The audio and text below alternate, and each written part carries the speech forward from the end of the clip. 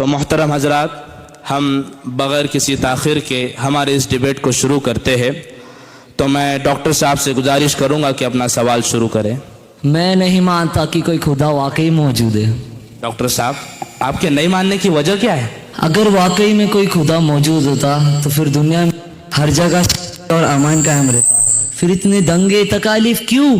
کیا خدا کو دنیا میں ہر جگہ شانتی قائم نہیں کرنی چاہیے تھی؟ بہت ہی بہترین سوال ڈاکٹر صاحب آپ کا.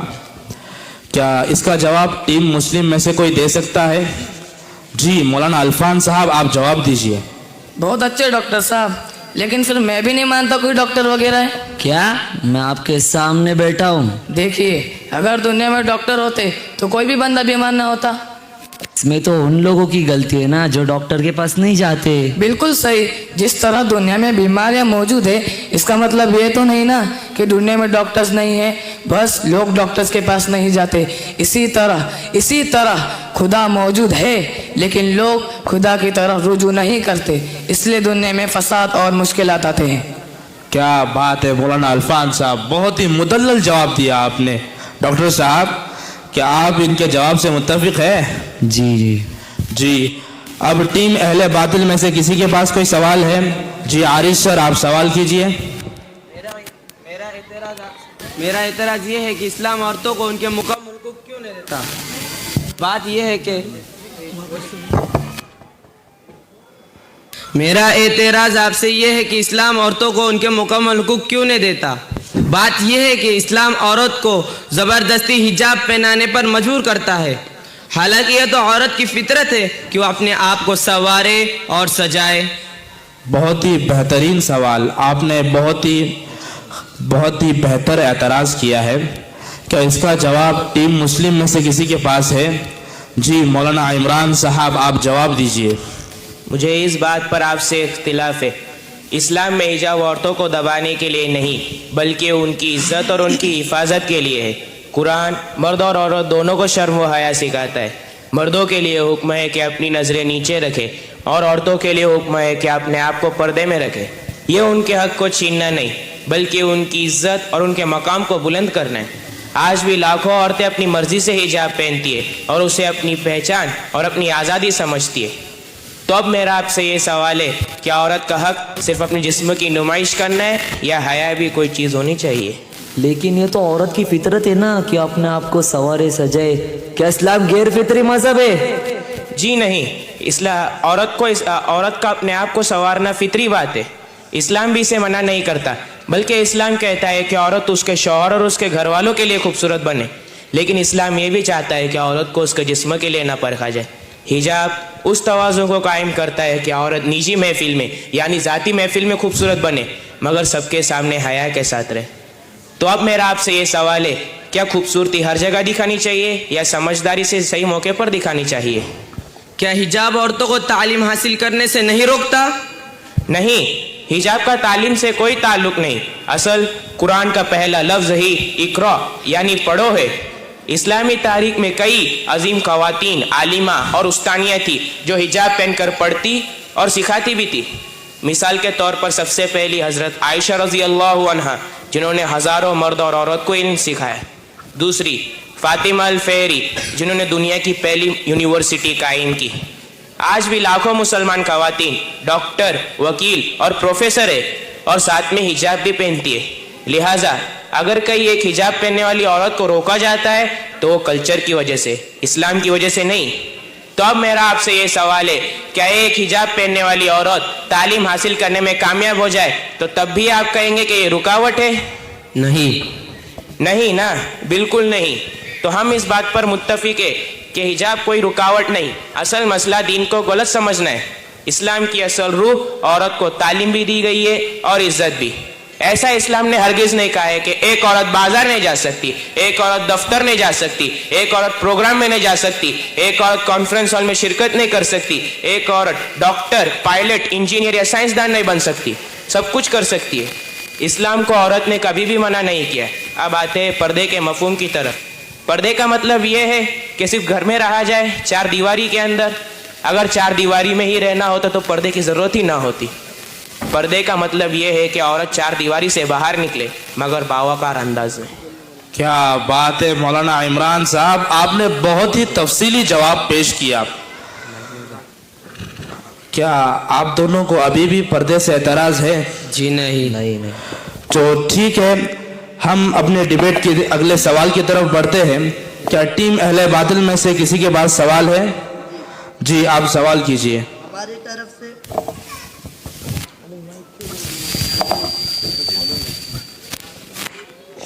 ہماری طرف سے اب یہ سوال ہے, اگر اسلام ایک پرامن مذہب ہونے کا دعویٰ کرتا ہے تو ہم اس کے نام پر دہشت گردی کیوں دیکھتے ہیں؟ بہت ہی بڑھیا جواب, بہت ہی بہترین.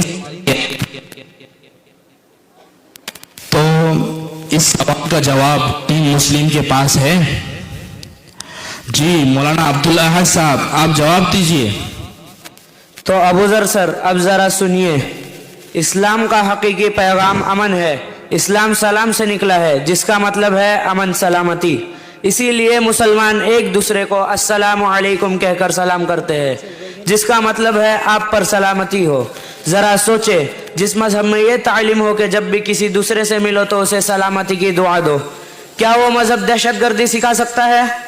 اللہ تعالیٰ قرآن میں فرماتے ہیں من قتل نفسا بغیر نفس او فساد فی الارض فکأنما قتل الناس جميعا.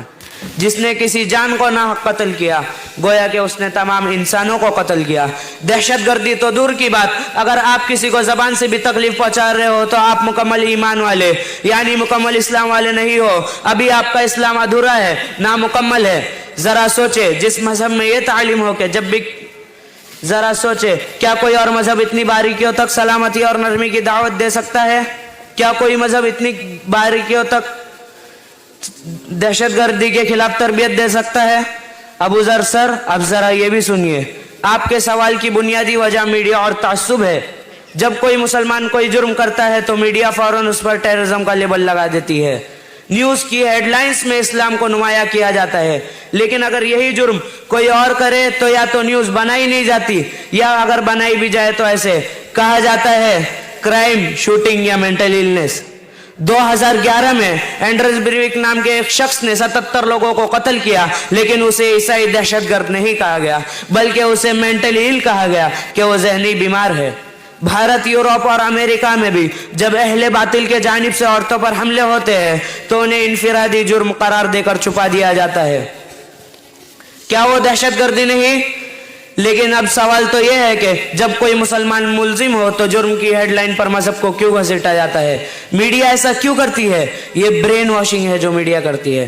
اب ذرا عقل سے سوچے, دنیا میں مسلمانوں کی تعداد تقریباً 2 ارب ہے. اگر واقعی اسلام دہشت گردی سکھاتا اور مسلمان صرف خون بہانے کے در پہ ہوتے تو کیا زمین پر اب تک امن باقی رہتا؟ کیا اتنی بڑی آبادی دنیا کو تباہ نہ کر دیتی؟ لیکن حقیقت تو یہ ہے کہ اربوں مسلمان اپنی زندگی امن و سکون کے ساتھ گزار رہے ہیں, تعلیم حاصل کر رہے ہیں اور انسانیت کی خدمت میں مصروف ہے. کیا بات ہے مولانا عارف صاحب, آپ بھی سوال کا جواب دینا چاہیں گے؟ جی ضرور جواب دیجیے, ہر ایک کو بولنے کا حق ہے یہاں پر. ابو ذر سر یہ بھی سنیے. یہ ایک کڑوی حقیقت ہے کہ آج کی دنیا میں اسلام اور مسلمانوں کے بارے میں غلط فہمیاں پھیلائی جاتی ہے. جب بھی کوئی واقعہ پیش آتا ہے سب سے پہلے شک کی انگلی مسلمان پر اٹھائی جاتی ہے, خواہ کوئی ثبوت ہو یا نہ ہو. مسلمانوں کی بدنامی کے 2 بڑے اسباب ہیں. ایک منظم پروپیگنڈا جس میں میڈیا کے ایک بڑے حصے نے اسلام کو دہشت گردی سے جوڑ کر ایسا ماحول بنا دیا کہ اگر جرم کسی نے بھی کیا ہو مگر الزام مسلمان پر لگتا ہے. دوسرا بے گناہ مسلمانوں کو نشانہ بنانا, جہاں اکثر ٹیرر کیسز میں ایسا ہوتا ہے کہ پولیس اصلی مجرم تک نہ پہنچ سکے تو کسی کمزور اور بے سہارا شخص کو پکڑ کر کیس پورا کر دیتی ہے. سالوں تک جیلوں میں سڑنے کے بعد جب عدالت سچ دیکھتی ہے تو آپ کو پتا ہے کیا ہوا؟ وہی لوگ باعزت بری ہوتے ہیں, یعنی وہ ابتدا سے ہی بے قصور تھے. سوال یہ ہے کہ ان کی 20 سال کی جوانی کس نے لوٹی, ان کے خواب کس نے توڑے اور ان کی ماں بہنوں کے آنسو کا حساب کون دے گا؟ اسلام دہشت گردی کا مذہب نہیں بلکہ سلامتی, رحمت, عدل اور امن کا مذہب ہے. مگر جب کسی قوم کو بدنام کرنا مقصود ہو تو سب سے آسان ہتھیار جھوٹے الزامات, میڈیا اور بے گناہوں کی گرفتاریاں ہوتی ہیں. ابھی آپ نے کہا مسلمانوں کی تعداد 2 ارب سے زیادہ ہے، پھر آج کے ایجادات یعنی انویشنز اور سائنسی خدمات میں مسلمانوں کا کنٹریبیوشن اتنا کم کیوں دکھائی دیتا ہے؟ شارق سر، آپ کا سوال تو بہت سوال ہے. کیا اس کا جواب ٹیم مسلم کے پاس ہے؟ جی حافظ مشتاق، آپ جواب دیجیے. آپ کا دعویٰ حقیقت سے بہت دور ہے. اگر ہم تاریخ کے اوراق پلٹیں تو یہ بات واضح ہو جاتی ہے کہ مسلمانوں نے سائنس، طب، تعلیم، فن تعمیر، کھیل، فلسفہ، میڈیسن اور کلچر میں ایسے بے مثال خدمات انجام دی ہیں جن کے بغیر جدید دنیا کا تصور بھی ممکن نہیں. تعلیم کے میدان میں مثال کے طور پر فاطمہ الفہری، ایک مسلمان خاتون نے سن 859 میں مراکش کے شہر فاس میں جامع القرویین قائم کی، جسے یونیسکو نے دنیا کی سب سے قدیم فعال یونیورسٹی قرار دیا، اور جو آج بھی علمی خدمات انجام دے رہی ہیں. یہ اس بات کا ثبوت ہے کہ اسلام میں مرد عورت دونوں کو تعلیم کے یکساں مواقع دیے ہیں، وہ بھی اس وقت جب یورپ میں یونیورسٹیاں قائم ہونا تو دور کی بات، تعلیم عام بھی نہ تھی. طب کے شعبے میں ابن سینا کا نام نمایاں ہے، جنہوں نے القانون فی الطب یعنی طب کا قانون نامی کتاب لکھی، جو 600 سال تک یورپ کی جامعات میں پڑھائی جاتی رہی. انہوں نے بیماریاں جیسے ٹیوبرکلوسس، ڈائبٹیز اور ذہنی امراض پر تحقیق کی. طب کے شعبے میں مسلمانوں کی خدمات بے مثال ہے. مثال کے طور پر الرازی نے حفظان صحت اور بیماریوں کے روک تھام پر مفصل کتابیں اسمال پاکس اور میسلس یعنی چھوٹے چیچک اور خسرہ میں فرق دریافت کیا. صفائی لکھی، طب اخلاقیت کی اہمیت کو اجاگر کیا. اسی طرح مثال کے طور پر ابو القاسم زہراوی، جنہیں فادر آف سرجری کہا جاتا ہے، جنہوں نے 200 سے زائد شارق سر 200 سے زائد جراحی کے آلات ایجاد کیے ہیں، جن میں سے آج بھی دنیا بھر کے اسپتالوں میں استعمال ہو رہے ہیں. سائنس اور ٹیکنالوجی کے میدان میں بھی مسلمانوں کا کردار کلیدی رہا ہے. جابر بن حیان کو فادر آف کیمسٹری کہا جاتا ہے، جنہوں نے نائٹرک ایسڈ اور ہائیڈروکلورک ایسڈ جیسے کیمیکل کمپاؤنڈز کو دریافت کیا اور جدید کیمسٹری کی بنیاد رکھی. میرا اگلا سوال یہ ہے کہ رکیے، میرا پورا جواب سنیے. ریاضی کے شعبے میں الخوارزمی کا نام نمایاں ہے، جنہیں فادر آف الجبرا کہا جاتا ہے. الگوریدم بھی انہی کے نام سے ماخوذ ہے. ان کی تحریروں نے نہ صرف مسلم دنیا بلکہ یورپ میں ریاضی، فلکیات اور حساب کو نئی سمت دی. ان کے بغیر کمپیوٹرز اور جدید ٹیکنالوجی ممکن نہیں. ابن ہیشم نے فادر آف آپٹکس کے اصول وضع کیے اور کیمرہ ابن ہیشم کو بصریات کا بانی کہا جاتا ہے. انہوں نے انسانی آنکھ کے کام کرنے کے اصولوں کو وضع کیے. عباس ابن فرناس 9ویں صدی میں سب سے پہلے مسلمان سائنسدان تھے. انہوں نے پرواز کے تجربے کیے. انہوں نے ایک اڑنے والی مشین ڈیزائن کی اور چند منٹ کے لیے ہوا میں اڑنے میں کامیاب بھی رہے. یہ تجربہ رائٹ بردر سے کئی صدیوں پہلے ہی کیا گیا تھا. ایسٹرونامی، میتھمیٹکس جو ملاحوں اور مسافروں کے لیے رہنمائی کا ذریعہ، مسلمانوں نے جدید لیبز قائم کی اور فلکیات جدوں نے ایسٹرونومیکل ٹیبلز بنائے. ڈیسیمل زیرو کو مسلمانوں نے یورپ تک پہنچایا اور معروف مسلمان ریاضی دان عمر خیام نے کیلنڈر میں ایسی اصلاح کی جو جولین کیلنڈر سے زیادہ درست تھی. تو شارق سر، ابھی بھی آپ کی پیاس نہیں بجھی ہوگی تو اور سنیے. فن تعمیر اور فنون لطیفہ یعنی آرکیٹیکچر اور آرٹس میں بھی مسلمانوں کی خدمات قابل ذکر ہے. بھارت کا تاج محل، اسپین کا الحمرا اور ترکی کی بلو موسک دنیا کے مشہور عجائبات میں شمار ہوتے ہیں، جو اسلامی فن تعمیر کی عظمت کا منہ بولتا ثبوت ہے. یہ خدمات صرف تاریخ کا حصہ نہیں بلکہ جدید دور میں بھی مسلمان دنیا کے مختلف شعبوں میں نمایاں خدمات انجام دے رہے ہیں.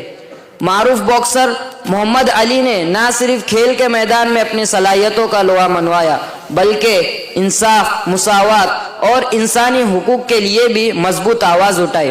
خبیب UFC کے غیر شکستہ چیمپئن جو اپنے نظم و ضبط، ڈسپلین اور ایمان کے احترام کے لیے مشہور ہے.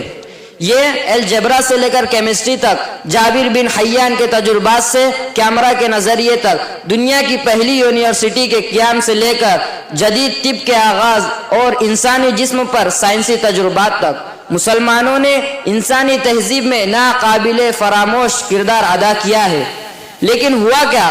مغربی تاریخ نگاری نے ان تمام کارناموں کا کریڈٹ یورپ کو دے دیا. مسلمانوں کے خلاف آپ کا یہ دعویٰ سراسر حقیقت اور تاریخ سے انکار کے مترادف ہے. مسلمانوں کی علمی اور سائنسی خدمات سے انکار در حقیقت پوری انسانی تاریخ کی اہم حقیقتوں سے انکار ہے۔ کیا بات ہے، کیا بات ہے، آپ دونوں نے بہت ہی تفصیلی جواب پیش کیا ہے۔ شارق سر، کیا آپ ان دونوں علماء کے جواب سے متفق ہے؟ جی، میں صرف متفق نہیں بلکہ دل سے مطمئن ہو چکا ہوں۔ ہمیں کبھی سنایا نہیں گیا، کبھی بتایا نہیں گیا، کبھی نیوز میں میڈیا پر دکھایا نہیں گیا، کبھی پڑھایا نہیں گیا کہ ان سب انویشنز کی بنیاد مسلمانوں نے رکھی تھی۔ ہمیں تو صرف یہ پڑھایا گیا ہے کہ ان سب انویشنز کو یورپ کے سائنسدانوں نے کیا ہے، سارا کریڈٹ انہی کو دیا جاتا ہے۔ آپ کا بہت بہت شکریہ۔ آپ کا بھی بہت شکریہ۔ دوستو، ہم لوگوں نے جو آپ کے سامنے ابھی ڈیبیٹ پیش کیا، یہ ڈیبیٹ کسی مقابلے یا پھر کسی جھگڑے کے لیے نہیں تھا، بلکہ ہم آپ تمام کو اس ڈیبیٹ سے میسج دینا چاہتے ہیں کہ علم اور احترام کے ذریعے بھی ہر سوال کا جواب دیا جا سکتا ہے۔ اسی کے ساتھ ہم آپ لوگوں کے سامنے اپنا ڈیبیٹ ختم کر رہے ہیں۔ السلام علیکم ورحمۃ اللہ وبرکاتہ۔ محترم حضرات، آج ہم قرآن مجید کی روشنی میں اپنے دلوں کو منور کرنے آئے ہیں اور اس ربانی پیغام کی عظمت اپنے دلوں سے محسوس کرنے کے لیے تیار ہے۔ یہ وہ کتاب ہے جس نے انسانیت کو اندھیروں سے نکال کر روشنی کی راہ دکھائی، دلوں کو پاکیزگی بخشی اور کردار کو سنوارا۔ آئیے ادب و احترام کے ساتھ اپنی توجہ اور محبت اس عظیم کلام پر مرکوز کریں اور اس ایکشن نظم کے ذریعے قرآن کی تعلیمات کو دل و جان میں محسوس کریں۔ نظم عظمت قرآن کو ایکشن کی شکل میں پیش کرنے کے لیے طلبہ کی ٹیم حاضر خدمت ہے۔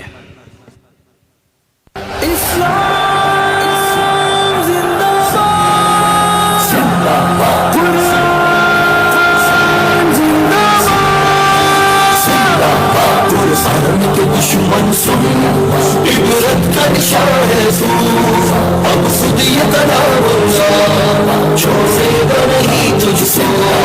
دشمن سن عبرت کا نشان ہے تو اب خود یہ کلام اللہ چھوڑے گا نہیں تجھ کو۔ قرآن کلام اللہ، اخلاق رسول اللہ، نا مثل ملے جس کی ہے یہ وہ کتاب اللہ۔ سن ظالم اب قرآن چھوڑے گا نہیں تجھ کو، اب خود یہ کلام اللہ چھوڑے گا نہیں تجھ کو۔ جس نے مجھے عزت دی سلطان زمانہ کیا، جس نے مجھے ٹھکرایا رسوائے زمانہ کیا۔ قرآن ہے میرا نام، معلوم ہے کیا تجھ کو، اب خود یہ کلام اللہ چھوڑے گا نہیں تجھ کو۔ دنیا میں وہ عاشق ہیں میرے نام پہ مرتے ہیں، فرعونوں کے آگے سر اٹھا کے چلتے ہیں۔ اوقات تیری ہے کیا بتلائیں گے تجھ کو، اب خود یہ کلام اللہ چھوڑے گا نہیں تجھ کو۔ کیا سوچ کے ہے تو نے وہ دن اقدام کیا، سوچا تھا یہ جو تو نے مجھے روکے گا کون بھلا۔ ایک مرد مجاہد نے سبق دیا تجھ کو، اب خود یہ کلام اللہ چھوڑے گا نہیں تجھ کو۔ رحمت ہے یہ مومن کے لیے اور قہر ہے ظالم کے لیے، ہے ساتھی مظلوموں کا یہ اور توبہ ہے نادم کے لیے۔ لیکن تیری گستاخی کا دے گی سبق تجھ کو، اب خود یہ کلام اللہ چھوڑے گا نہیں تجھ کو۔ قرآن کی حفاظت کا ذمہ لیا خود رب نے، جو سوچ مٹانے کی رکھے گا وہ خود ہی مٹے۔ دنیا کو پتا ہے یہ چلے گا پتا تجھ کو، اب خود یہ کلام اللہ چھوڑے گا نہیں تجھ کو۔ دنیا میں بھی عبرت کا تو نشان بنے گا اور ایندھن دوزخ کا بن جائے گا جلدی اب۔ قرآن کی حرمت मत खुद अब से कर बता तुझको अब खुद ये कलाम छोड़ेगा नहीं तुझको कोई सर निकल शमसा इमरान का शाहज़ा कोई खुद ये कलाम छोड़ेगा नहीं तुझको इस खुद ये कलाम छोड़ेगा नहीं तुझको कोई खुद ये कलाम छोड़ेगा नहीं तुझको